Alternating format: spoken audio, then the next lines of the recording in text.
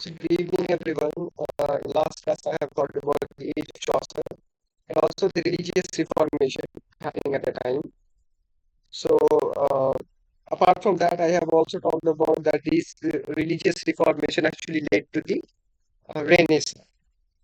There were other causes, but apart from those causes, the prevalent cause was that of religious reformation. Afterwards, there was this other philosophical ideas which were associated and led to the English Renaissance. But then even before that, Renaissance actually begins in Italy. So I will be talking about that in today's lecture, because today's lecture is on Renaissance itself. So Renaissance, English Renaissance roughly spans from 1500 to 1660, but the Italian Renaissance almost begins during this 13th and 14th century and lasted until 15th century. So in the last class, as I have told you that I was talking about the religious reformation. So I have told you that initially this religious reformation begins with the idea of Luther. He challenged actually this Latin Bible, and he came up with this idea of 95 theses. And from these theses, actually, the means the rise of Protestantism took place. So in 1517, he nailed 95 theses on the church door in Wittenberg. He was a professor there in Germany. Now, this Lutheranism led to the formation of other form of Protestantism, such as Calvinism, Anglicanism, Presbyterianism, and many more. So the ultimate idea of this reformation was to detach against this Roman Catholic Church.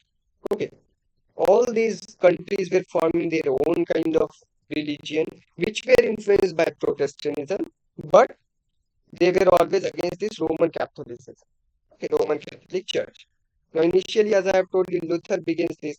Then John Calvin in Switzerland and Geneva, he begins this Calvinism, which was another form of Protestant Reformation.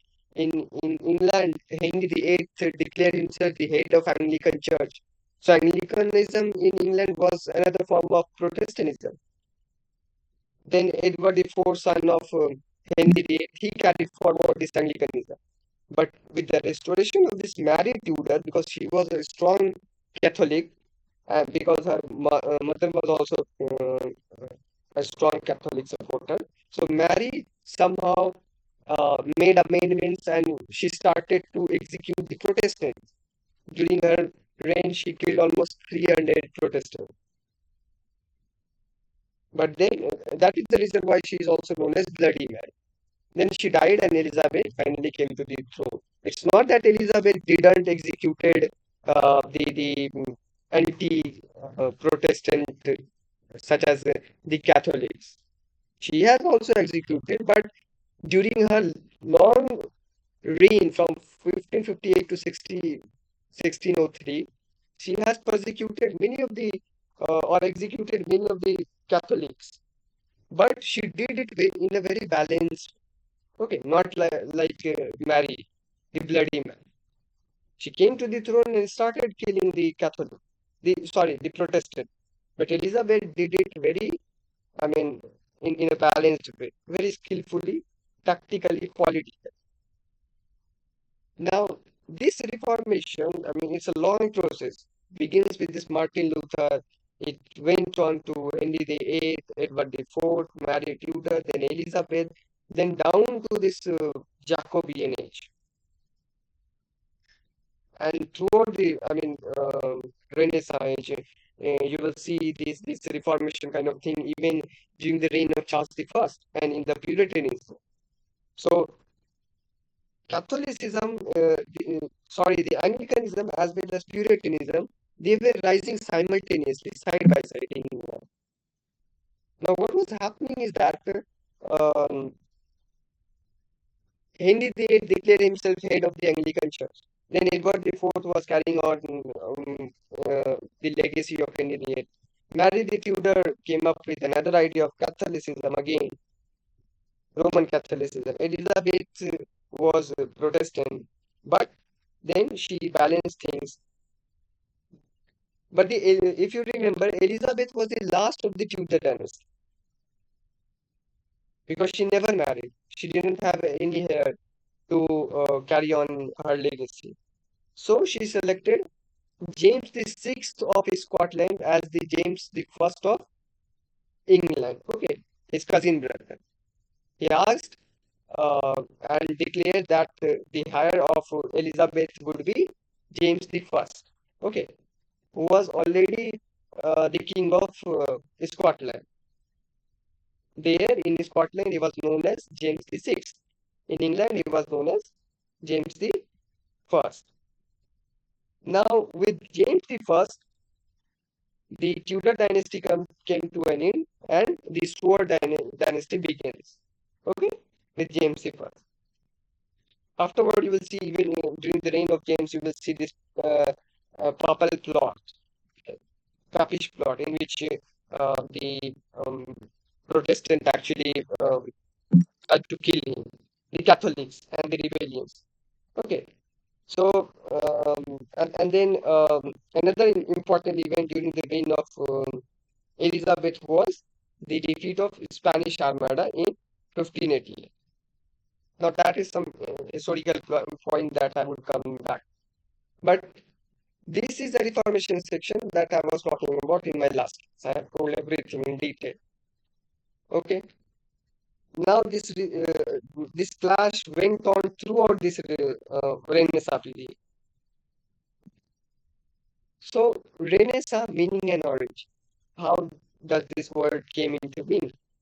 Where was its origin? What was its meaning? So the term Renaissance signifies rebirth, and it is referred to that period in the history of Europe which was post-medieval. Okay, medieval was the 14th century age, if you remember. Medievalism was going on during the 14th and 15th century.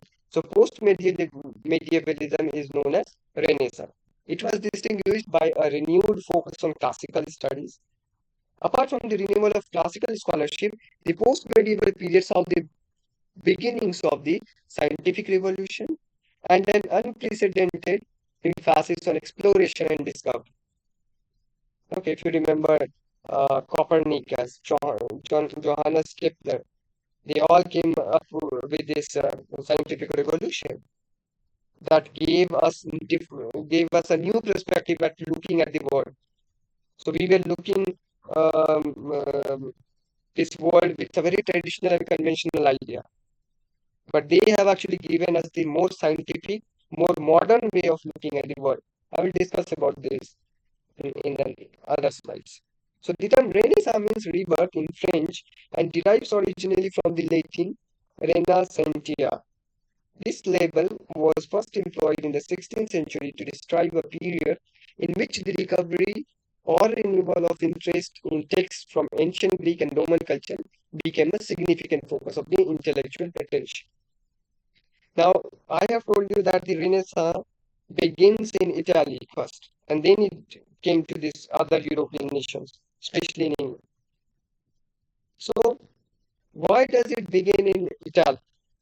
The main reason behind it is the fall of Constantinople.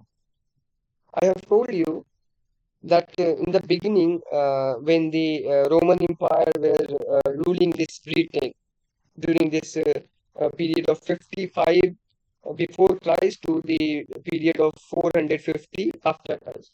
Okay, so they were actually ruling Britain, but then because Roman Empire was already crumbling down, so they have to save their Rome Empire first. That's why they left Britain.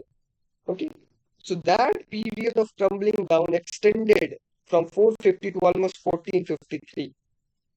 Roman Empire was continuously in a kind of flux and also in a kind of adversary with the Muslim, first of all with the Muslim emperors, and then with the Ottoman Empire.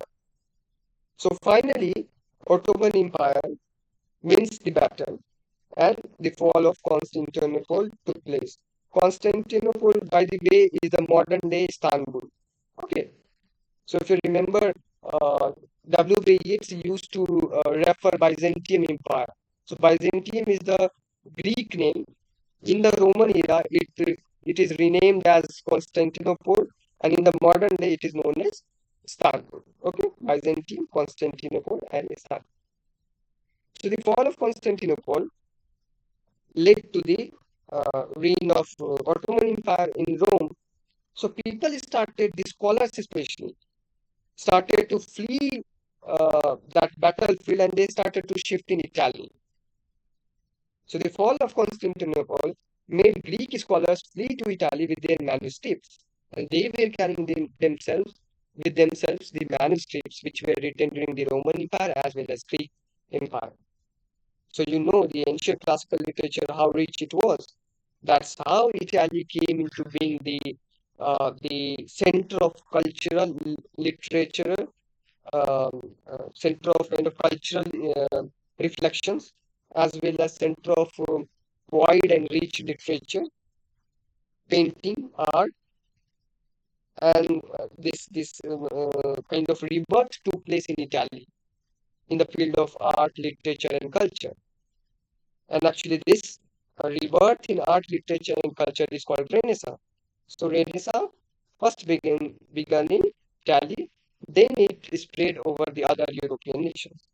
So the fall of Constantinople made Greek scholars flee to Italy with their manuscripts. Consequently, the Italian cities became centers of Greek study and culture. Thus, Renaissance first began in Italy, from where it spread to the other parts of Europe. I hope I have made myself clear that how it began in Italy. Now, important developments of the Renaissance period were the inventing of printing press. I have told about this printing press in my last class. Earlier, it was wooden block of printing press. Then came the Gutenberg press, and then the Flaxman press. Okay, so the invention of printing press marks the very important event in the history of Renaissance. Modern navigation through which exploration took place. Suppose, for instance, the discovery of America, the discovery of Ghana, the discovery of Africa, the discovery of India via exploration. It was possible because of the modern navigations that were available at that time. So, important developments of the Renaissance period were the invention of printing, modern navigation, spurt in the industrial and commercial activities, and the restructuring of social classes following the slackening of the feudal setup. So, feudal setup almost collapsed by the time it has reached Renaissance. It was, however, a Tuscan called Giorgio Vasari who invented the term Renaissance in his book Lives of the Most Excellent Italian Architects, Painters, and Sculptors from the Cimabue to our own times, written in 1550. There he actually invented this term Renaissance. The renewal of learning in post-medieval Italy is evidence in Renaissance literature and thought which had many faces. The first of the Renaissance writers in Italy was Petrarch. So you know that during this Renaissance in Italy, Petrarch, Dante, these were the great authors writing at that time. Now, Renaissance humanism. So we know more or less about this Renaissance humanism that from a kind of God-centered world, the world changes into a man-centered world. Man was at the center of this world. Not no more God was there because you see during this act of supremacy, what King Henry VIII did actually, he took over the power of church. He made himself as the superior to church. Okay, he started to control church. So that's how he's trying to break that feudal setup, that hierarchy in which God was placed at the top. Now, king made himself at the top. And this is how he's trying to, this particular incident actually suggests the man-centered world. It is no more God-centered world, but a man-centered world. Okay, man at the center. So actually, man are coming up with this literature, art, culture, painting, invention, scientific discoveries and exploration. So why God-centered world? Why not man-centered world? So the term Renaissance humanism is applied to refer to the intellectual development which originated in the Italy in the 14th century and continued till the culmination of the 15th century. The interesting aspect of Renaissance humanism was the involvement of moralists, historians, men of letters, and statesmen. The major contribution of the humanists was in the inauguration of the serious investigation, which broke the illusions of many medieval myths. Okay, I will come back to these medieval myths, which were the medieval myths, and how these men of letters or historians or moralists or the scientists, they have broke the illusion. Humanism was thus a wide-ranging cultural and intellectual program. It placed man at the center, but not in opposition to society and culture. Okay, man was there to support society and culture, not against society and culture. Do remember this. This combination of individual and society is reflected in the literature of the age, as well as in writings that propagated that ideal of which Moore's Utopia and Castiglione's Book of the Courtier are the most recognizable examples. Okay, Renaissance, if you will consider two important texts which shows this Renaissance humanism, so it will be Utopia and Book of the Code. Now, what are the exploration and discoveries which were taking place during this 15th and 16th century? The opening of the New World was an important development in Renaissance Europe. The spurt in exploration was activated by two factors: the search for new trade routes as well as the improvements that aided travels. For instance, what are the improvements that aided to travel? The discovery of the navigation part, okay, which will show you the direction that was discovered during the 16th century. Then there were other discoveries which led to easy exploration and travel via ship, because at that time, apart from ship, we didn't have any modes of transportation. Now, because Italy was, I mean, culturally or literature-wise or art-wise, it was flourishing. It became a kind of center. I've told you about that. So that center started to convert itself into a kind of monopoly. Okay, they were so powerful. Their trade was so powerful. The European countries, they depend upon Italy for import and export. That's why a kind of monopoly has been created by the Italian regime. Okay. Now, the high charges of the Italian compelled the tradesmen of other countries to think of alternative routes through which they could make the demanded wares available at more affordable rate. The merchants belonging to states like Spain, Portugal, England, France, and the Low Countries were eager to unshackle the monopolistic hold. Okay, that's how the rise of exploration actually took place, to break the monopoly of Italy. Okay, they started to find the other routes. Okay, so that they can find new. This is how they started to find the New England or Africa or India, to find a trade route so that they will end the monopoly of Italy. But actually, or unfortunately, the same exploration led to the colonialism. Okay, so the first nation to be involved in the discovery of new lands was Portugal. Okay, it was not England, it was Portugal. Now, during the uh, means discovery or exploration or expedition sent by the Portugal government, the two early voyages saw the discovery of the Gold Coast of Ghana and the Cape World Island, and also brought Henry considerable profit. Okay, the two early voyages, Gold Coast of Ghana and Cape World Island. Now, because Portugal was success to find out the new trade routes, so the success of Portuguese expeditions led other nations to employ their explorers. And Christopher Columbus, an Italian who went in search of India under Spain's banner. So see, Christopher Columbus was Italian explorer, but he went under the banner of Spain, and he founded Bahama Island, and he said that I have found India. Okay, later on it was discovered that it was not India, it was Bahama Island. Okay, he founded Bahama Island in 1492. It was Vasco da Gama who discovered finally India in 1498. So if you have read in your GK book, Vasco da Gama landed at Calicut in 1498. Okay.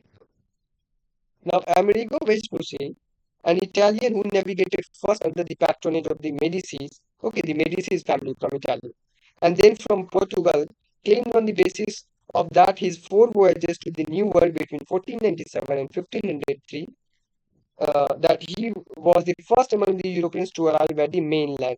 By mainland, he means the New England, the modern day America. His name is associated with the New World, now known as Americas, even as the dispute among historians regarding his claim remains uncertain. Okay, it is debatable, but mostly the people agree with this fact that it was Amerigo Vespucci who actually discovered America. So see the exploration and try to remember it. First of all, exploration or expedition was begin by this Portugal. Okay, they discovered Gold Coast of Ghana and Cape Verde Island. Then Christopher Columbus, under Spain's banner, discovered Bahama Island. Then Vasco da Gama landed at Calicut. He discovered the trade route to India. Amerigo Vespucci, he discovered the New World or America. Okay. Now, what about this English exploration? Because till now I have talked about the European exploration. The English exploration started when Henry VII, the father of Henry VIII, issued a patent to an Italian navigator called John Cabot on March 5th, 1496, for exploring unknown territories. Stories of Columbus' adventures, voyages were circulating throughout Europe, and it activated the English too. The Cabot's voyage led him to the coast of Nova Scotia, Canada. Okay, so English exploration, for the first time, the English exploration led to the foundation of or the discovery of Canada, which he claimed for the English king. Other Englishmen who made an impact in exploration were Sir Francis Drake, Sir Richard Hawkins, Sir Richard Greenville, Thomas Cavendish, and Richard Hackley. Richard Hackley is almost a famous personality. He has written his voyages, which is important from net point of view also.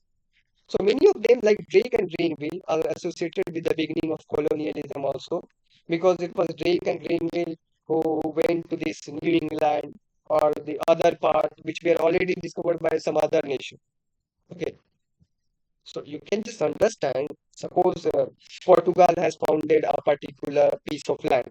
Okay, they have explored a particular piece of land. So it's not possible that they can cover up entire country within 2 or 3 months or within 2 or 3 years. They have to settle down at one place. They have to look for a base from where they can carry on their expedition and they can control the whole land. So while they stay on a particular piece of land for say 2 or 3 years, other country also arrive following their way and they have captured different land. I mean, they are on the same island but captured the different portion of that same island. Okay, that's how a kind of clash started to begin between Portugal, Spain, France, and England. Okay, the clash to control more piece of land, and that was the idea behind colonialism. Okay, it was understood at that time that if you have if you have the control of more piece of land, you are more powerful. So they started to exploit the natives in order to take control of the more and more land, and that's how the idea of colonialism began. With time, occupation of colony came to be associated with the national pride. See, colony, occupation of a colony came to be associated with national pride and glory that resulted in the competition among many of the European nations, especially England, Italy, Spain, Portugal, and Netherlands. And the arch rival of England was at that time was Spain. Okay, Spanish Armada. The defeat of Spanish Armada ultimately led to uh, um, the overpowering of England over all other nations. Okay, England emerged as a superpower among all the European countries because of the defeat of Spanish Armada. The conquest of the Spanish Armada provided a great fillip to the expansionist plan of the British. In 1607, the English founded the settlement in Jamestown and Virginia, while Plymouth and Massachusetts were established in 1620. A major chunk in the Americas came under English control, including parts of Hudson Bay in Canada, Ireland in the West Indies, and the Bermudas. The major rival of English in this area were Spaniards who occupied the other side of America. Okay, so finally, at the end of the day, Britain uh, made entire America their own colony. Okay, they have somehow made their other rivals flee away from America. Now let us come back to this chronological history. Okay, I was talking about this Renaissance exploration, discovery, and all, and the idea of colonialism associated with this Renaissance exploration.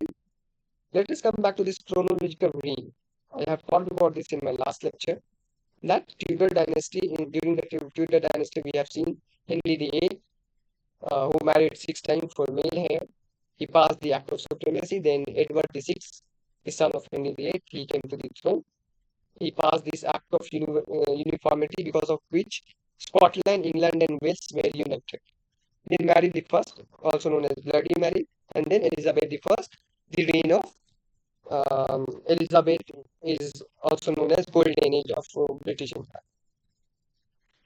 Now the Renaissance, I have told you, spans from 1500 to 1660. Now there is this further division in the Renaissance. The first one is the Elizabethan Age, which spans from 1558 to 1603.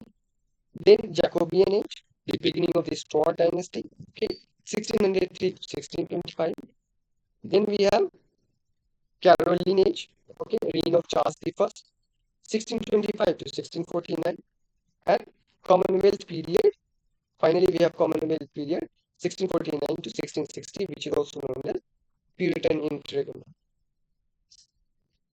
Now, see, we call Elizabethan age because of the name of Queen Elizabeth. Then, during this rise of the Stuart dynasty, the king was James I. So why do we call it Jacobean? Why not Jameson era or something like that? Can anyone explain this?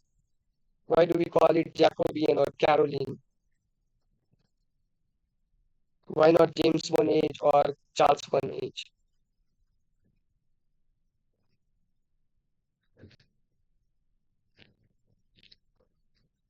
Alright, so it was named because the uh, Latin form of James I is actually Jacobus. From that, Jacobean is derived. Okay, that's how this name Jacobean age came into being. In the same way, the Latin form of Charles is Carol. Okay, so it became Caroline. Caroline. Now, as I have told you, that Stuart dynasty began with James I, whose reign is from 1603 to 1625. I will talk about this in the next lecture. Now, because James I was foreign, because he was asked to come to the throne from Scotland, he was the first male to wear the English crown in 50 years. Okay, because you see, during the last 50 years, the reign was under the control of a female heir, Elizabeth, as well as Mary the First. So, like his Tudor predecessors, he also had responsibility for 3 separate kingdoms: England, with Wales, Scotland, and Ireland. Okay, England, Wales, Scotland, and Ireland. I mean, simultaneously, he has to win all these places. Okay, each with their own parliaments and courts of law, and that's how this popish plot and everything began. Okay, because he has to cover up so large empire. So he cannot, make happy each and every one. So someone will be unhappy with his decision and with his religious confirmation. Okay. So then we have the reign of Charles I, and you know in 1649 Charles I was executed. I will talk about this in the next session. Then Oliver Cromwell. Now let us come to the Renaissance philosophy. What were the philosophies that were there during Renaissance? So the first philosophical idea, I have told you in the beginning that many of these scholars came up with their idea, which actually led to the breaking of the illusions and the myths that were medieval myths, kind of. Okay, before Renaissance. So, the one of the myths that has been broken later during the Renaissance was the great chain of being.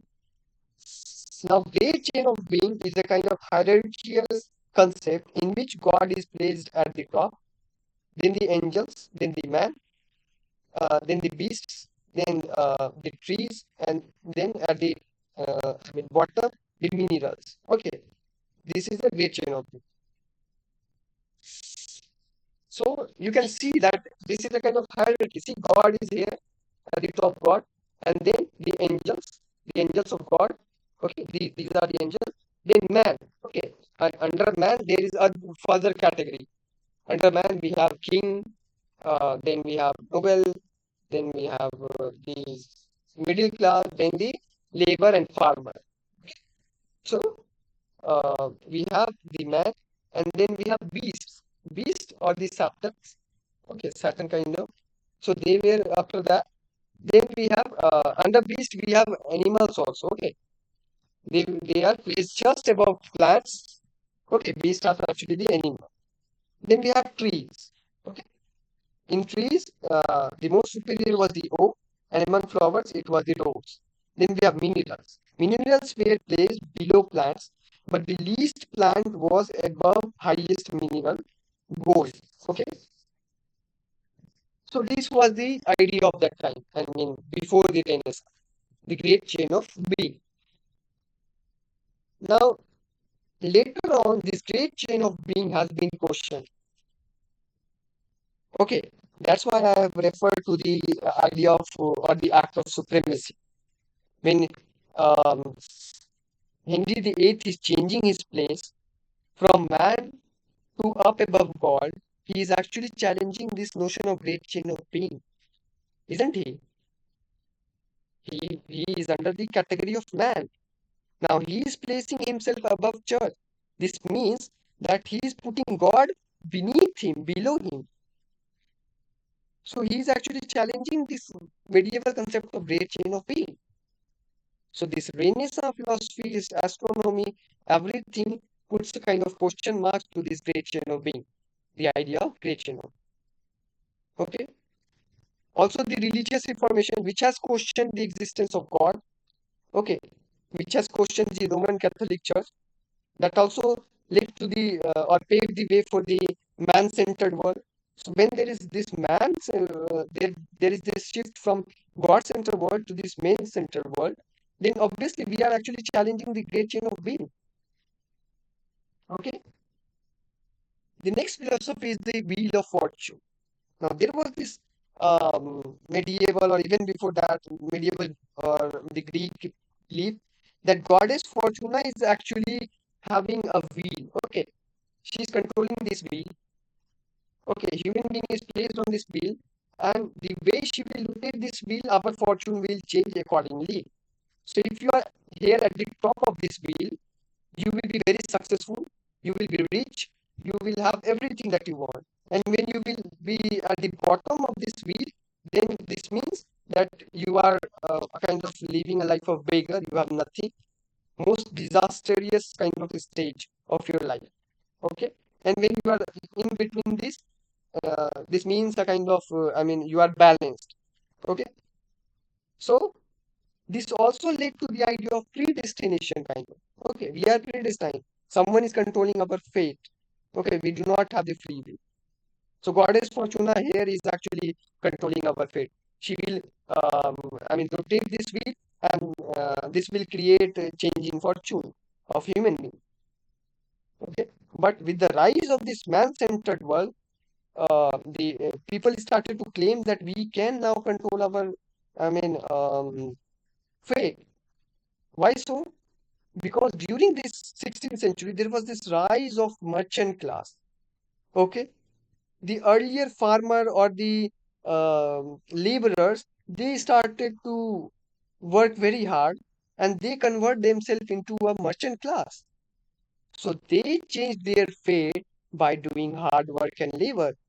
Okay, so how can you say that it was Goddess Fortuna who was controlling our uh, fortune throughout the time. The fortune is in our hand. The more you will work, the more you will do hard work, you can place yourself in a better way. I mean, in the better position in the ladder, in the hierarchy. Okay. So this question, this idea of wheel of fortune was questioned by the idea of Renaissance humanism. Okay. So this was the second philosophy or the illusion or the myth that has been broken by Renaissance humanism. The next one is the four elements and the four human.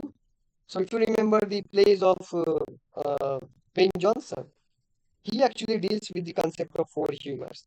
Okay, earth, water, air, and fire. Okay, earth carries the humor melancholy, water carries the humor phlegm, and air carries the humor blood, fire carries the humor cholera or black fire. So these elements, these four elements which are there in the universe, actually somehow influences our temperament, our nature, the nature of human. Okay, suppose Earth gives us a kind of human melancholy or yellow bile. So if a particular person has more melancholy, then he will always be a cold and dry kind of person. He will be a kind of very lazy kind of person, very cold. He will not get angry easily. And someone has, I mean, if someone has this blood, more blood as a part of human, so he will be hot and moist. He will be frustrated all of a sudden. He will become easily angry. Okay, so humor will decide your nature and character. Okay, and actually Ben Jonson quoted this very, I mean, aptly in his plays. So his theory of humors are very important. Okay, so do remember who was associated with the theory of humor? It was Ben Jonson, writing during the um, 17th century.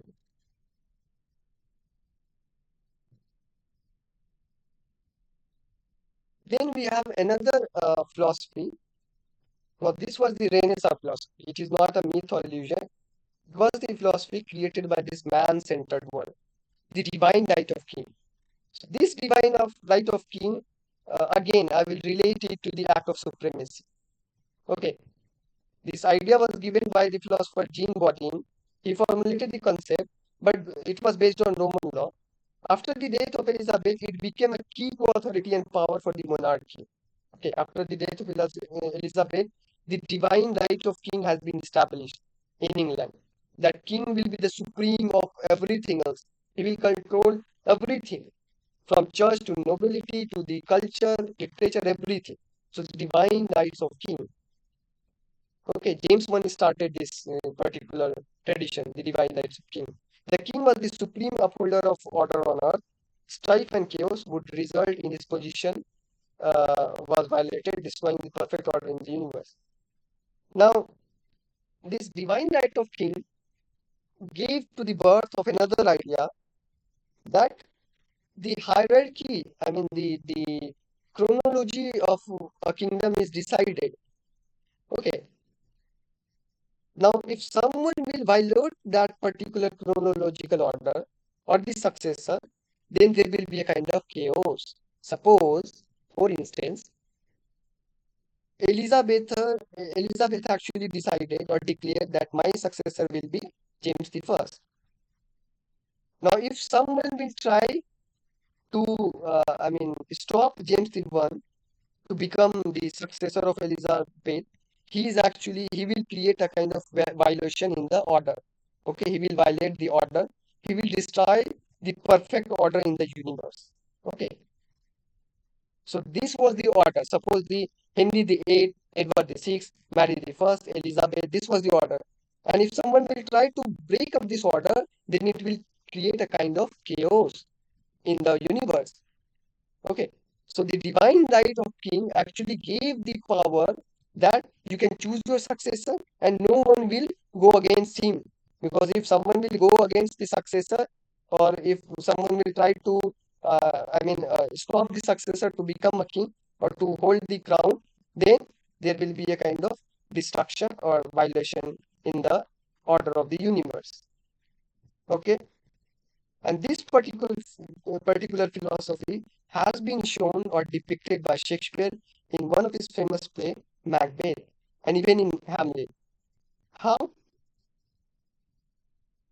So this has been depicted in this way that you see, Macbeth wasn't belongs to nobility. Okay, nobility. Duncan was the king. So who was supposed to become the successor of Duncan? Of course, Duncan's son. But what Macbeth did actually, he killed Duncan to become king. Isn't he? He is violating or destroying the perfect order. He is. He is violating the perfect order, and that's how a kind of chaos has been created, which ultimately came to order with the death of Macbeth by the end of the play. Are you getting my point? So the successor of Duncan was already decided in the figure of his son. But that order has been violated by Macbeth, and this created a kind of chaos in that country, and which this chaos has been ultimately restored uh, with the death of Macbeth. Okay, so the idea of Shakespeare is actually influenced by this divine right of king, or this act of placing king at the top. Okay, it also depicts Renaissance humanism. Now, the next incident or event happened during the Renaissance was the cosmological event or the scientific revolution. So earlier we have this belief which has been given by Ptolemy, okay, Ptolemaic world. In the Ptolemaic world, we have this belief that everything else in this universe is revolving around the Earth, and Earth is at the center. Okay, this was the Ptolemaic belief, okay, given by Ptolemy. This belief is also known as geocentric model. Okay, this model is known as geocentric model. Now, the geocentric model says that the Earth is at the center of the cosmos or the universe, and the planets, the suns, and the moons, and the stars circles around. But this concept has been challenged by Copernicus. Okay, he gave us the idea of heliocentric model, which considers that the sun is at the center and all the other planets are revolving around the sun. Isn't it? The modern idea, which we still believe in. This was given by Copernicus. Now, Nicholas Copernicus was the first modern author to propose a heliocentric theory of the universe. The Copernican theory also challenged standard interpretations of the Bible and conceptions reinforced by traditional religion about the place of humankind in the universe and its ultimate aim. So, this, challenge posed by this question of Copernicus via this heliocentric model actually also questioned the Roman Catholic Church. That was another kind of nail which led to the religious reformations. Okay, earlier it was a great belief, and also it was preached by many of the scholars and archbishops in church and the priests that this world is actually following the geocentric model, where Earth is at the center and everything else is revolving around it. But this has been challenged by Copernicus. Okay, in his book Revolution of the Celestial Orbs. Okay, just after publishing this book, he died, because if he wouldn't have died at that day, he would be declared as heretic, and later he would have been burned at the stake. Okay, he would have been executed. He would have been proved heretic in front of the court, and he would have been executed. But he died. Okay. Now let us come to the maps that were there during the Renaissance. So this map is known as OT map. OT map. Why? See, this particular thing is, isn't it? It looks like T, and this is O. Okay, O, and this shape is T. That's why it is known as OT map. It was made in 1472. In this map, you can see this is the Mariosian. Okay, Mariosian. Mariosian actually is the ocean which are there in the world. Okay, earlier. We have this concept, we have had this conception that we are covered by this ocean. Here is the Asia, then we have Europe and Africa. Because until that time, they have explored only these nations, only these piece of land. So they could not portray anything else. Then they came up with the more modern map, which has been portrayed or drawn in 1570. Okay, here you can see this is the, I mean, even in the present time, we are somehow following this map actually. Okay, we have this India, then other parts. Until this time, 1570, the explorers have founded all the, I mean, nations or continents. Okay, so that's it for Renaissance. Okay, I have told you about the ideas, the philosophical ideas, the background, the rise of Renaissance in Italy, then in other parts of Europe. Okay, in the next class, I will be dealing with the reign of kings, queens, especially the kings. I mean, afterwards, you will hardly see queens until the Victorian age. So I will talk about the queens, queens, and also the battle or the rivalry which were going on between the Puritan and Charles the First, and also the literature of this age. Okay.